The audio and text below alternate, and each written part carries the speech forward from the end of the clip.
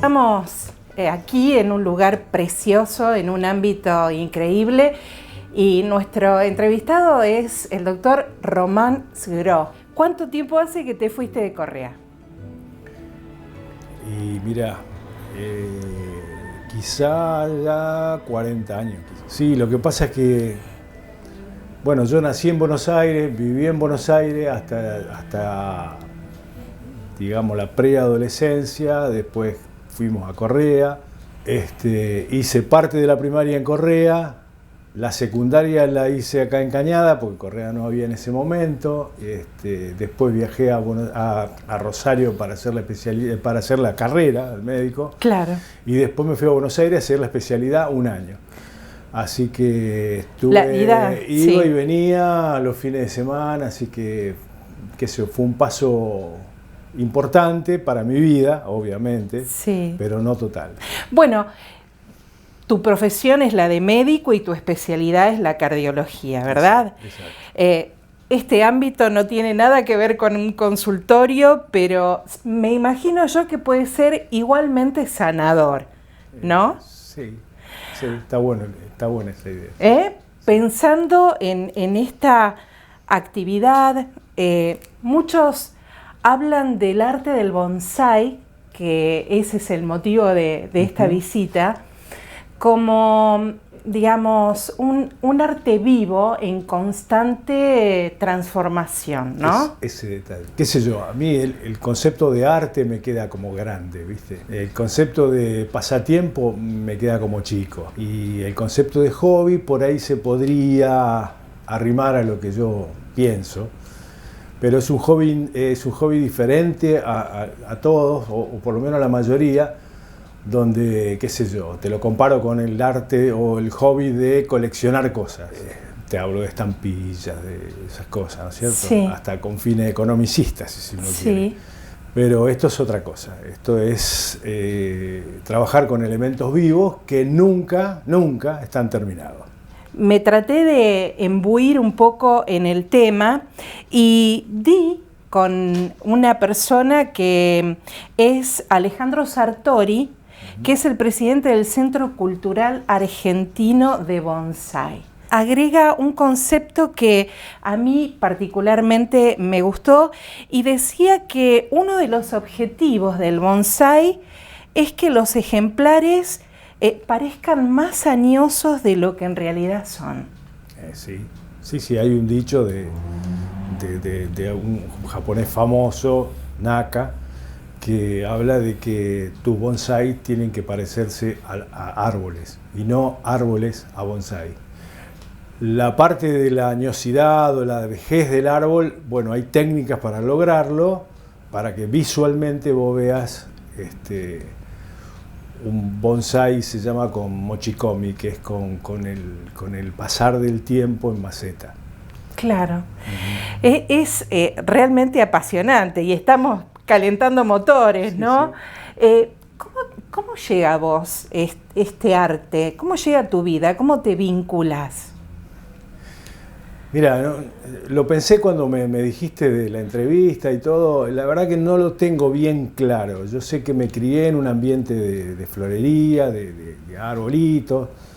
Siempre me gustó la maravilla de que de una semilla salga un árbol, del árbol ese salgan flores, después semillas y después árboles. ¿Viste eso?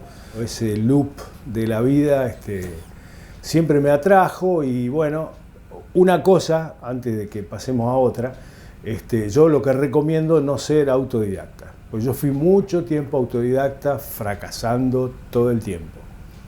Bien. Y cuando medianamente me formé me di cuenta de que esto era otra cosa, ¿viste? Y vos veías ya los arbolitos. Mientras tanto se me secaron, se me morían, claro. No me gustaba, los miraba y bueno, hasta que hice un clic y aprendí. Claro, algo por lo menos en los principios. Cuando vos ya hiciste eso, ya te das cuenta de que estabas en otro mundo. Era un poco prueba y error, ¿no? Sí, pero es pavo, porque la verdad... Es perder el tiempo, quizás. Es perder el tiempo, es perder arbolitos, es no verle y creer que uno lo sabe todo y para nada. Recién me acabas de decir algo que, bueno, estuviste ligado a a todo lo que fueran las plantas, por la profesión de tus padres, ¿no? Sí, sí. Y no quiero dejar de mencionar que de chica, porque mis padres solían visitar la florería de los tuyos, solía quedarme afuera de tu casa y observaba, porque para mí era algo muy llamativo, un enorme cactus que... Sí. Que a ser sincera no sé si está hoy en día, pero recuerdo quedarme mirándolo y muchas veces florecido y me parecía algo florecía de noche. Maravilloso. Sí, sí. San Pedro se llama ese tipo de cactus que hasta tiene propiedades alucinógenas, creo. No sé. Mira. La verdad que no lo sé claramente. Desconozco, pero bueno. Sí, bueno, acá tengo un hijo, pero aquel no está más. ¿Cualquier especie arbórea se puede transformar en un bonsái? No. Tiene que tener un tronco leñoso, porque en realidad el bonsái se hace, se refiere, se compra, se vende, se valora por el tronco. No por el follaje. El follaje se puede transformar, pero el tronco es lo que lo valora, digamos. Y ya te digo, la única hierba que en Argentina usamos para bonsái, que es una hierba, no es un árbol, es el ombú. Ombú, exactamente. Pero después se pueden hacer de mil cosas, qué sé yo.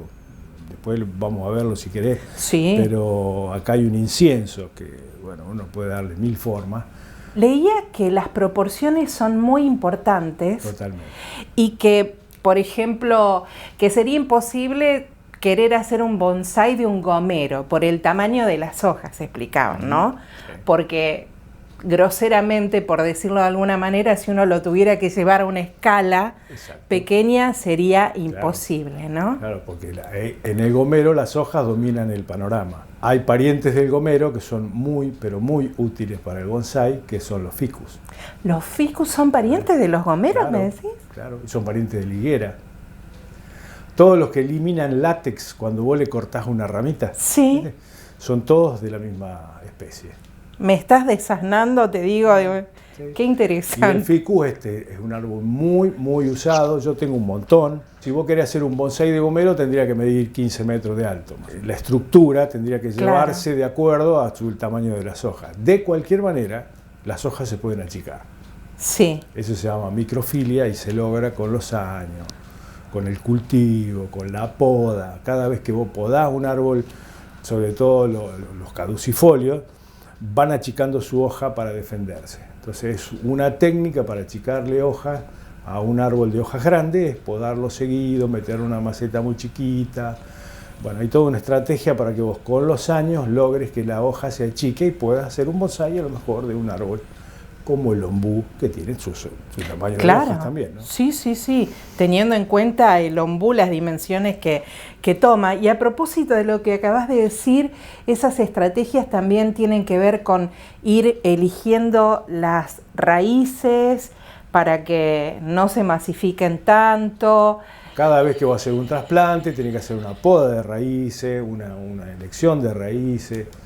Es todo un trabajo muy denso ese y peligroso, porque el trasplante justamente de un bonsái es la parte más estresante para un árbol. Así que hay que hacerlo en su tiempo justo, podar el follaje de la misma manera que vas a intentar podar las raíces, o sea, darle una correlación en algunas especies. En otras, como que hay que dejarle más follaje, por ejemplo, los juníperos, hay que dejarle mucho follaje porque si cortás las dos cosas iguales, te va mal. Cuando uno tiene que trasplantar una planta a una maceta más grande, le cambia el sustrato porque la tierra se va agotando y demás. Muy bien el concepto de sustrato. ¿Vio? Muy bueno. Bueno, y en el caso del bonsái, porque uno después los pone en estos recipientes, en estas macetas tan particulares que embellecen, porque después hay que mirar el todo, ¿no? De la obra. Muy bien. Y pensaba, ¿no? También el sustrato, las riquezas de esa tierra se agotan, ¿no? Claro. Los motivos, digamos, para vos hacer un trasplante son varios, pero básicamente es el agotamiento del sustrato, uno. El que vos ves que ya no entra el arbolito ahí, que empieza a levantar el sustrato, o que está sufriendo por la falta de espacio, o porque querés volverlo a una maceta más chica, no más grande. En estos tiempos cada vez es mayor la cantidad de gente que elige dedicarse a esto. Y claro, hoy uno cuenta con toda la experiencia de estos orientales que milenariamente la desarrollaron, ¿no? Exacto. Pero bueno, para ellos que fueron los precursores en esto, también habrá sido prueba y error, ¿no? Y sí, primero fueron los chinos, hace algo más de 2000 años, no se sabe bien cuál fue el motivo, si era llevar hierbas aromáticas a sus conquistas para poder adobar sus carnes, entonces las llevaban en cajones de madera. Y la otra idea que se supone que fue es que la gente noble de esa zona, uno de los hobbies que tenían eran criar así árboles chiquitos en macetas pequeñas, siempre de madera. Bueno, otra de las cosas que me llamó mucho la atención es que, digamos, hay diferentes términos para los estilos de bonsái. Exacto. Hay uno que es Chokan, corregime si pronuncio mal, Chokan, es el recto, vertical, formal. Bien. Hokidachi. Hokidachi también. Bien. Arrasado por el viento. Claro. Kengai. Kengai también. Y Fuki Nagahashi. Sí, ese también es otro arrasado por el viento. ¿Sí? Claro. Son todos términos japoneses, porque después los japoneses lo adoptaron. Los japoneses tienen 1000 años, o sea, 1000 años menos.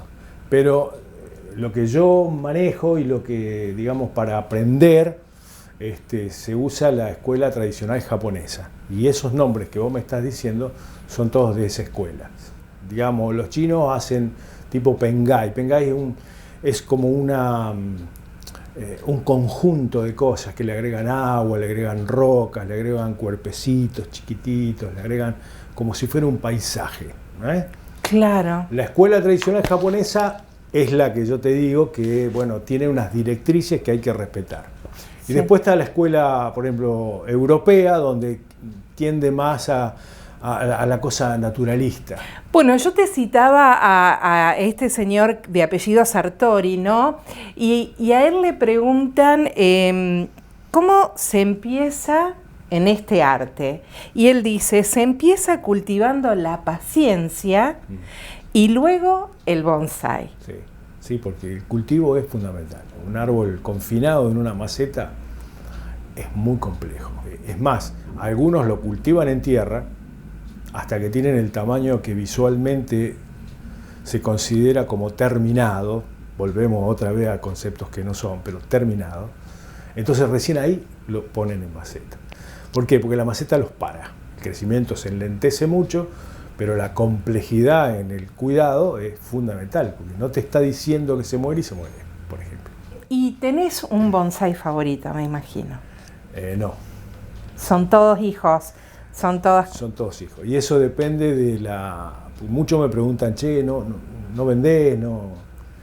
La verdad que es un concepto que yo siempre lo digo, no, estas cosas no tienen precio, no sabría cómo. Y por otro lado está tu señora que te dice, che, uno más no. Claro. Entonces para tener uno más debería dejar uno. Y bueno, en ese pensamiento estoy, pero todavía no estoy convencido, la verdad. Claro, pero y también de pronto, supongamos que... O sea, perdóname, sí. No hay bonsái feos, hay bonsái con falta de trabajo. Román, ¿cuántos años haces que te dedicas a esto? Y más o menos ahora 10 años, no hace mucho tampoco. 10 años de los que son buenos, ¿no? Claro. Los anteriores fueron fracasos. Bien. Que no los considero para nada. Leía también acerca de las macetas, ¿no? Que son estos recipientes en los que bueno, uno pone estas bellezas.